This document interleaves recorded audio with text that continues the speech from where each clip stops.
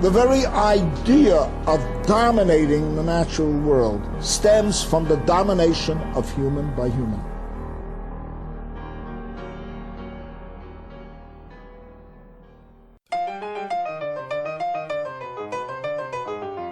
Bonjour et bienvenue dans Écho, un podcast qui interroge les liens entre pensée écologique et pensée de la liberté.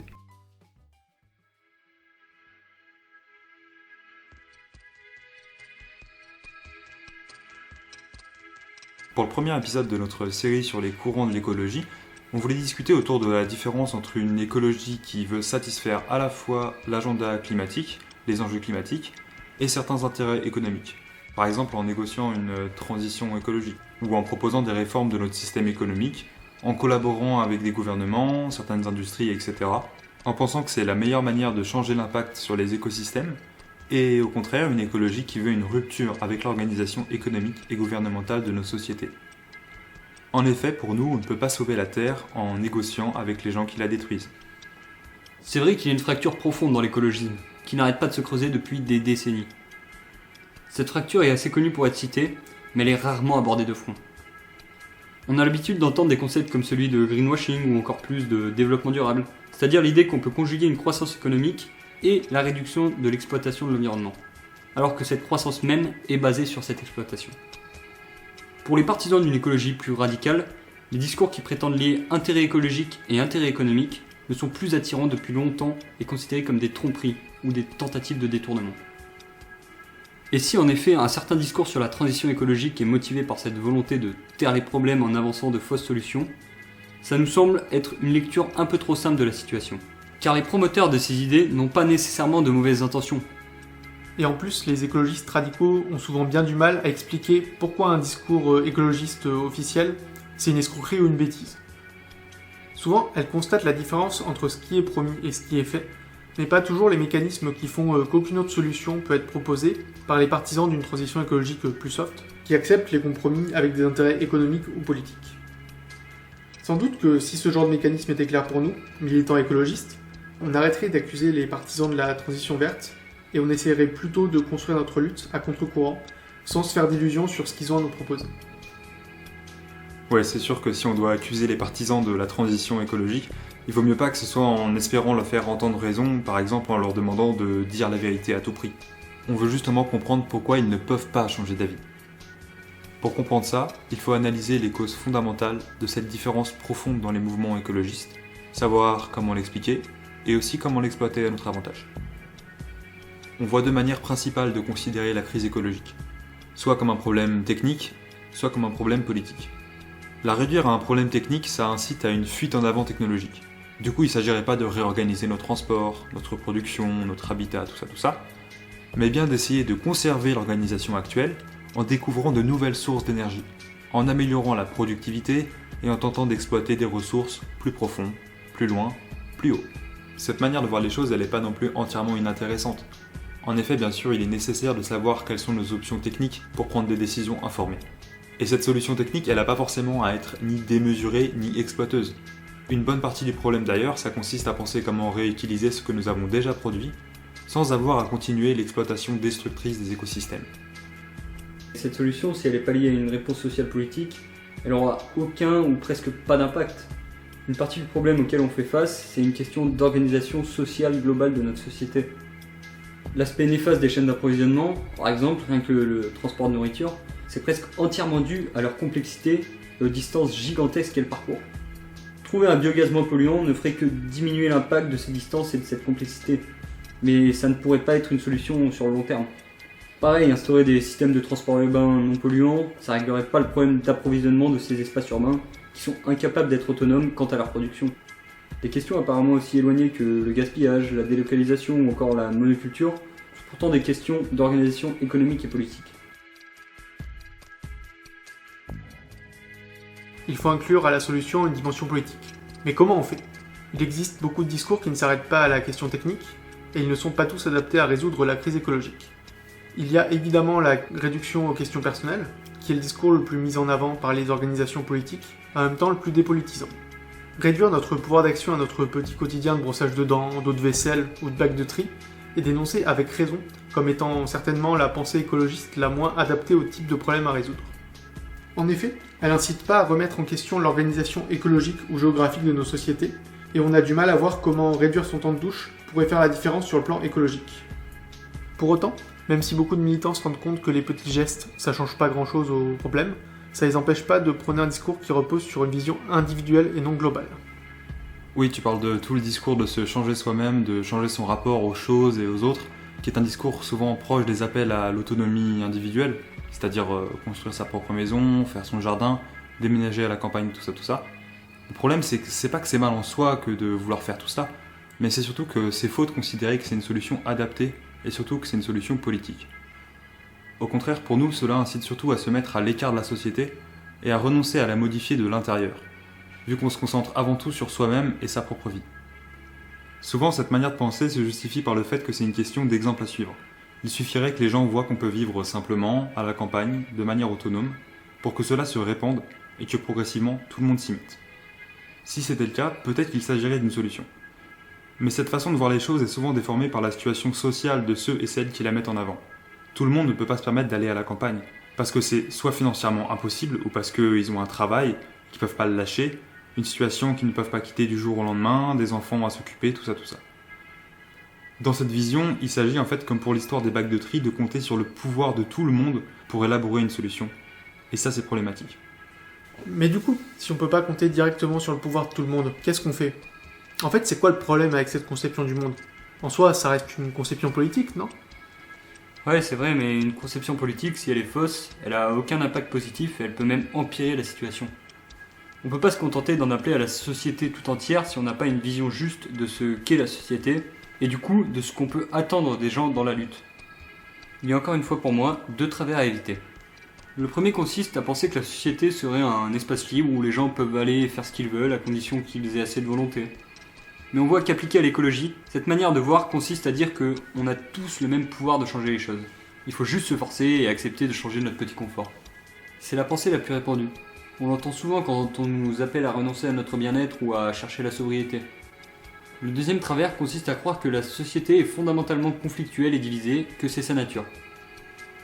Appliqué à l'écologie, cela amène à penser qu'il n'y a rien à attendre d'autrui, qu'il ne sert à rien de se serrer les coudes et d'être solidaire, et que d'une manière ou d'une autre, la seule manière de survivre est dans le chacun pour soi ou dans le chacun pour sa communauté. La première manière de voir est dangereuse, car elle est naïve. Elle n'incite pas à prendre en compte les conflits réels qui existent dans nos sociétés et qui empêchent certains individus et groupes d'agir, tandis qu'il renforce la puissance d'agir d'autres individus et d'autres groupes. La deuxième manière de voir est dangereuse car elle est grossière et fataliste. Elle réduit les relations sociales à des conflits d'intérêts et interdit toute possibilité d'une sortie de crise optimiste. Il y a de nombreuses manières de se situer sur cette échelle entre liberté totale et conflit total, ce qui va influencer forcément notre conception de la lutte écologiste à mener. D'habitude, les personnes les plus libérales vont plutôt pencher du côté de la première option, qui est celle de la vision d'un monde où tout le monde peut faire ce qu'il veut. Les personnes les plus réactionnaires, en revanche, vont plutôt pencher du côté de la seconde option, qui est celle d'un monde qui est fondamentalement conflictuel. Mais à vrai dire, tout cela est un peu plus flou en réalité, et il arrive souvent que les courants politiques qui investissent l'écologie prennent un petit peu partout ce qui les arrange sur le moment. Donc si on veut lutter pour une société nouvelle et écologique, il faut qu'on arrive bien à distinguer entre la liberté d'action réelle des individus dans la société dans laquelle ils sont maintenant, et pas qu'on croit en une liberté illusoire qui permettrait à tout le monde du jour au lendemain d'adopter un mode de vie écologiste, et il faut en même temps qu'on arrive à savoir avec qui être solidaire et contre qui lutter. Il existe en effet des groupes qui ont réellement des intérêts différents avec les militants écologistes, bien sûr. Oui, on peut essayer de proposer plusieurs critères pour s'y repérer dans ce genre de questions. Même si celles-ci ont l'air loin de la réalité du terrain de la lutte écolo, qui habituellement a des ennemis tout désignés comme des groupes pétroliers ou industriels, des secteurs agricoles intensifs, etc. Mais s'interroger sur les mécanismes qui ont créé les ennemis que l'on combat aujourd'hui, ce n'est pas juste une question théorique.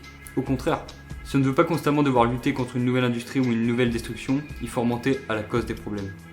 Quel intérêt a-t-on à se concentrer sur la lutte contre Total par exemple, si on doit sitôt cette lutte gagnée, lutter contre Areva ou n'importe quelle autre entreprise qui aura remplacé notre premier adversaire? Trouver la cause des problèmes, comprendre le fonctionnement des mécanismes à l'œuvre, c'est s'assurer un combat efficace et un résultat définitif. Justement, je trouve qu'un bon critère pour distinguer les problèmes réels ou fictifs, c'est celui des inégalités, parce que c'est assez facilement mesurable. Par exemple, pour savoir ce qu'un individu peut espérer faire à son niveau, il faut mesurer ce dont il dispose par rapport à d'autres. S'il est dans une situation d'inégalité par rapport à d'autres dans sa société, il est évident qu'il a moins de marge d'action. Il a moins de moyens, bref, il est moins capable d'agir, que ce soit pour aller s'acheter une glace ou pour sauver la planète. Par exemple, on insiste souvent sur la différence d'émissions de CO2 entre un états-unien moyen et quelqu'un qui vit dans une société bien moins polluante. Le problème, c'est que, autant c'est problématique qu'une société soit plus polluante qu'une autre, autant il faut bien rappeler qu'une partie de sa société est elle-même beaucoup plus polluante que les autres. On observe donc qu'il y a des différences entre les sociétés, mais aussi à l'intérieur de ces sociétés. Donc du coup, ça veut dire que ceux qui ont le plus de pouvoir d'action sur le monde sont aussi ceux qui sont le plus responsables des problèmes écologiques. Autrement dit, si on veut renforcer notre propre pouvoir d'action, on doit avant tout s'attaquer aux personnes qui ont actuellement le plus de pouvoir et qui sont les plus responsables des désastres climatiques. Mais il ne faut pas non plus directement penser que cette idée de restreindre ou d'enlever du pouvoir à certaines personnes est antidémocratique. Déjà parce que le mot d'ordre de la plupart des États et des structures internationales quand il s'agit d'écologie, c'est de proclamer des restrictions pour tout le monde, donc c'est pas particulièrement mieux. Et ensuite parce que la liberté individuelle est fondamentale, mais empiéter sur les droits des autres, gaspiller les ressources de la Terre, c'est pas être libre, c'est opprimer autrui. Développer une analyse en termes de pouvoir, ça aide donc à éclaircir la situation et ça restreint un petit peu le problème. Ok, donc ça c'était pour la liberté des individus, leurs responsabilités, etc. Mais en ce qui concerne les conflits d'intérêts, on peut se servir du même critère. C'est vrai qu'il existe toutes sortes de conflits dans nos sociétés, et que si on y réfléchit bien, on trouvera toujours plus d'exemples de conflits pour tout type de raisons. La question qu'il faut se poser, c'est celle encore une fois de l'égalité de ces conflits. Parce que contrairement à ce que peuvent penser pas mal de gens, l'espèce humaine ne passe pas son temps à se taper dessus, et qu'on n'a pas tous décidé collectivement de signer notre arrêt de mort. Ce serait quand même étrange, et c'est quand même moins bizarre de penser que certaines personnes ont risqué la mort de tout le monde pour leur intérêt perso. L'égoïsme, ça existe, mais si c'était aussi répandu que le pensent certains courants proches de l'écologie, mais aussi d'une conception pessimiste de la condition humaine, on aurait un peu du mal à expliquer pas mal de comportements de coopération, d'altruisme, de solidarité, d'amour, bref, tous ces trucs qui sont pour ces gens-là la preuve d'une grande naïveté, d'une faiblesse, d'un déni de la violence de la vie. Si on passait notre temps à se battre pour des intérêts individuels, on aurait bien du mal à faire société. Or, on fait société jusqu'à preuve du contraire, et même si c'est pas rose tous les jours, le monde n'est pas dans une continuelle guerre civile partout. Donc il faut qu'on mesure l'ampleur des conflits pour comprendre lesquels sont vraiment de taille et lesquels sont juste dus à une situation particulière qui nous empêche de voir plus loin. Un bon exemple pour comprendre pourquoi certains conflits sont créés à partir de rien, c'est de réfléchir à l'idée selon laquelle les nations auraient toutes des intérêts différents, qui parfois s'opposeraient et parfois se rejoindraient. Les Français auraient certains intérêts communs avec d'autres pays européens, et beaucoup moins avec la Chine ou la Russie, qui seraient des adversaires, d'autant plus qu'ils ne prêchent pas avec la même ferveur la transition écologique. Mais qui s'oppose en réalité ? On veut souvent présenter ça comme un conflit entre peuples, en disant les Français contre les Chinois, mais la réalité c'est que dans ces pays, la plupart des gens n'ont aucune influence sur la production d'énergie, sur l'utilisation des ressources fossiles, etc. Les infrastructures qui produisent en Chine et en Russie et celles qui importent en France sont globalement les mêmes, les entreprises et les États. C'est vrai qu'en réalité, pour une bonne partie de la population, on a plus d'intérêt sur le long terme avec des familles de mineurs chinois qu'avec notre propre gouvernement. Tout simplement parce que nous nous trouvons dans la même position, qui est celle d'une passivité politique et économique. Dans ce genre de cas, ce ne sont pas les pays qui s'opposent, ce n'est qu'une fraction de la population à l'intérieur de ces pays, et parce qu'elle y trouve un intérêt économique et politique. Il se trouve qu'on est à peu près dans la même situation avec des discours racistes, qui veulent opposer des blocs ethniques ou culturels les uns aux autres, sans prendre en compte leurs divisions internes. Des divisions qui font que nous n'avons pas forcément d'intérêt en commun, et certainement pas d'intérêt écologique avec pas mal de gens au pouvoir. C'est pour ça que lorsqu'on parle de conflits, et surtout de conflits sociaux ou de conflits liés à l'écologie, il faut bien avoir en tête quels intérêts on a en commun avec la personne qui nous parle, et si la personne n'a pas simplement un intérêt à nous faire participer à son conflit personnel.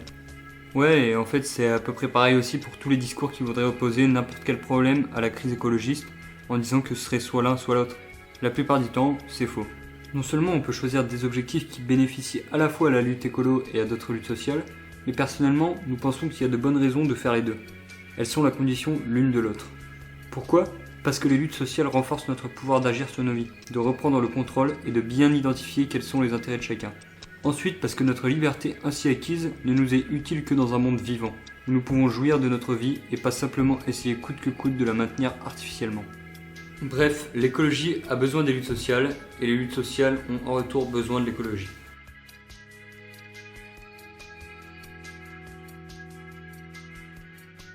Mais où est-ce qu'on voulait en venir avec tout ça? Eh bien en fait qu'on ne peut pas tenir un discours écologique cohérent et critique si on ne tient pas en compte ces deux critères. D'une part notre capacité d'agir, et d'autre part la complexité des intérêts sociaux qui la réfrènent. Notre vision des choses, c'est que beaucoup de nos fractures internes au mouvement écologiste viennent d'une méconnaissance de ces deux critères ou d'une illusion à leur sujet. Plaider pour une transition écologique basée sur une industrie verte, en réalité très polluante car nécessitant de reconstruire tout un réseau de production, des centrales énergétiques, etc., c'est le cas typique de cette illusion. Les partisans de cette transition croient ou font croire qu'un simple geste de consommation, acheter un panneau solaire ou une voiture électrique, suffit à mener le combat écologiste. Quelle liberté d'agir prenons-nous lorsque nous achetons un nouvel objet promu par des entreprises qui se sont renouvelées dans des soi-disant énergies vertes? Il nous faut comprendre que ce geste de consommation n'est pas dans notre intérêt, mais dans leur intérêt. Nous ne menons pas le même combat, justement car nos intérêts sont opposés. L'intérêt d'une entreprise est de survivre financièrement, le nôtre est de survivre tout court.